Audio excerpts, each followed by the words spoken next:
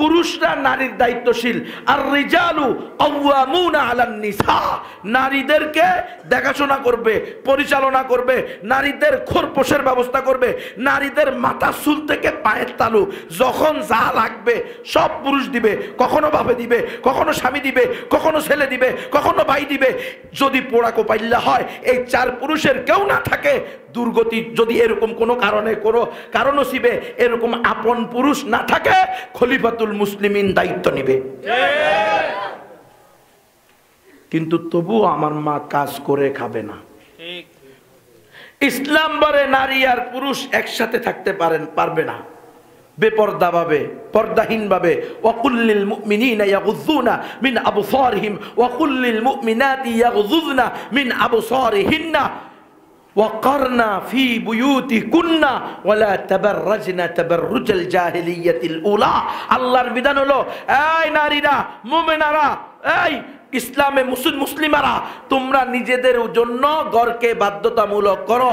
যদি কোনো কারণে ঘর থেকে বাইর হইতেই হয়, মালা বুদ্ধা মিনহু, বাপও নাই, স্বামীও নাই, ছেলেও নাই, বড় ভাইও নাই, মুসলিম খলিফাও নাই, কপাল যেহেতু এতই দুর্ভাগা, তো বাহির যদি হইতেই হয় তাহলে ইউদনিনা আলাইহিন্না মিন জালাবিবিহিন্না, মাথা থেকে পা পর্যন্ত এক কাপড় ছেড়ে দাও। এমন কাপড় ছাড়বা কোনো ইফটিজিংকারী লম্পট তোমাকে ইফটিজিং করার পূর্বে, তোমাকে শীষ দেওয়ার পূর্বে তার বিবেক যেন তাকে বাধা দেয়। এটা তো তোমার মাও হইতে পারে, তোমার নানিও হইতে পারে, তোমার খালাও হইতে পারে, তোমার আপন বোনও হইতে পারে। এমন বোরকা পরবা, এমন চাদর নিজের উপরে আবৃত করবা যাতে তোমাকে কেউ চিনতে না পারে তুমি বুড়া না জোয়ান। আর এখন তো কালা বুসুঙ্গাটাও এমন ভাবে বোরকা পরে, দেখতে মন না চাইলেও ইফটিজিং ওয়ালা শীষ মারে।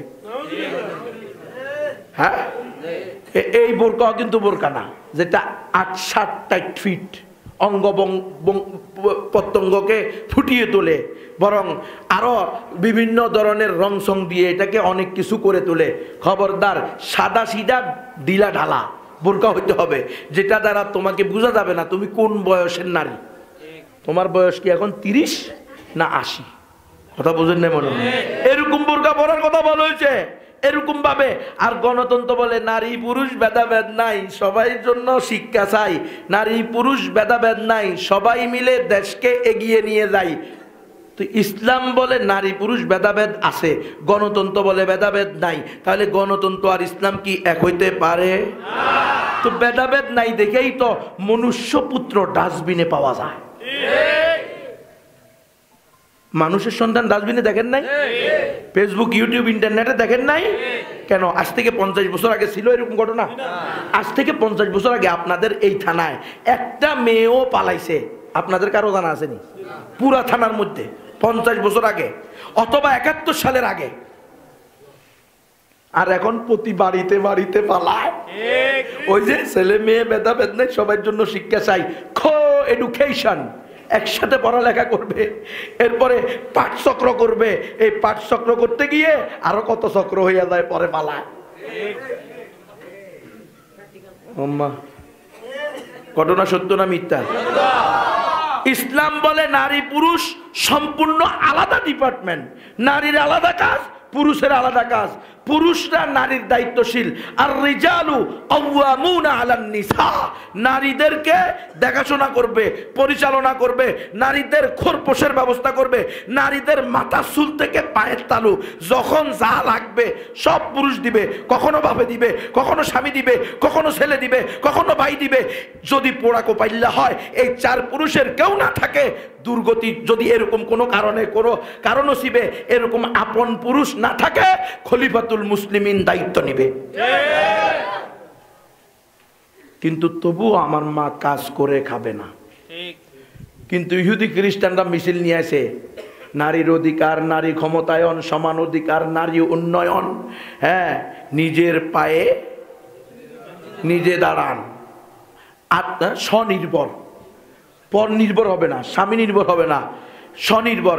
তো পদ্ধতি কি করছে? পদ্ধতি হইল তুমি ব্রাক স্কুলের শিক্ষিকা হইবা, আনন্দ স্কুলের শিক্ষিকা হইবা, ড্যান্স স্কুলের শিক্ষিকা হইবা, ড্যান্স দিবা আর শিখাইবা, ওদের ট্রেনিং এ যাইবা, বোরকা নিয়ে বসবা। তো এই মেয়ে, তুমি বোরকা পরে বসে আসো, তোমার ভিতরে তো জড়তা রয়ে গেছে, তাহলে তুমি কিভাবে আমাদের বাচ্চাদেরকে পড়াইবা? আজকে অমুক আপা আমাদেরকে ড্যান্স দেখাবে, এইভাবে তোমার মেয়েকে লজ্জাহীন বানানো হইতেছে।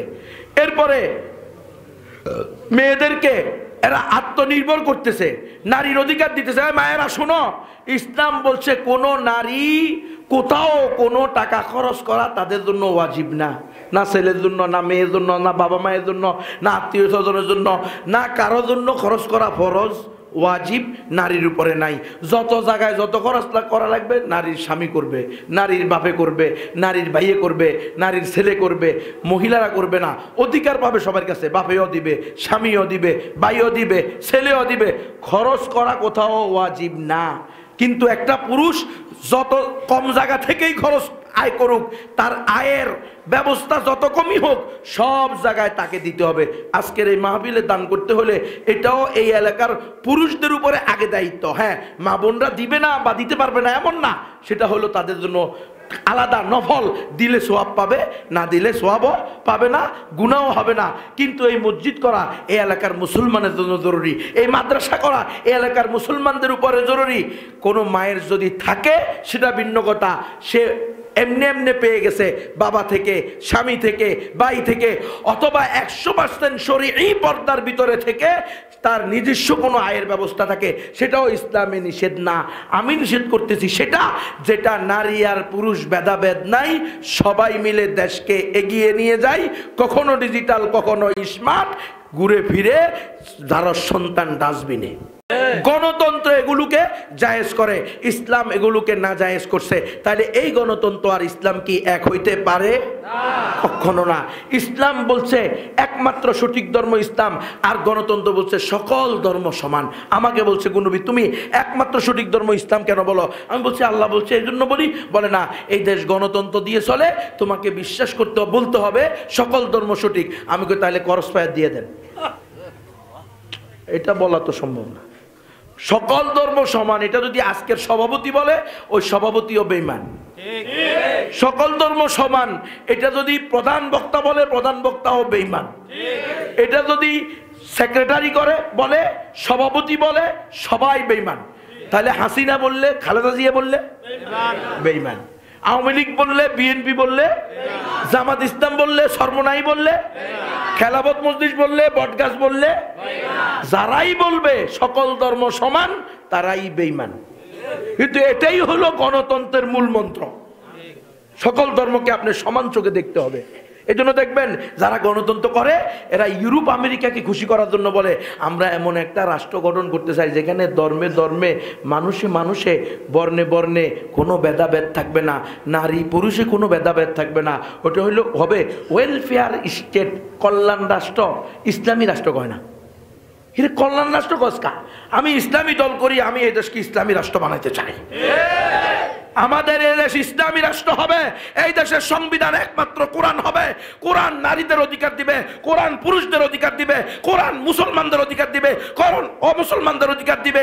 কোরআন যদি প্রতিষ্ঠিত হয়, কোরআনী রাত যদি প্রতিষ্ঠিত হয়, ইনশাআল্লাহ মুসলমান তো মুসলমান, কোনো অমুসলমানও অন্যায়ভাবে জুলুমের শিকার হবে না।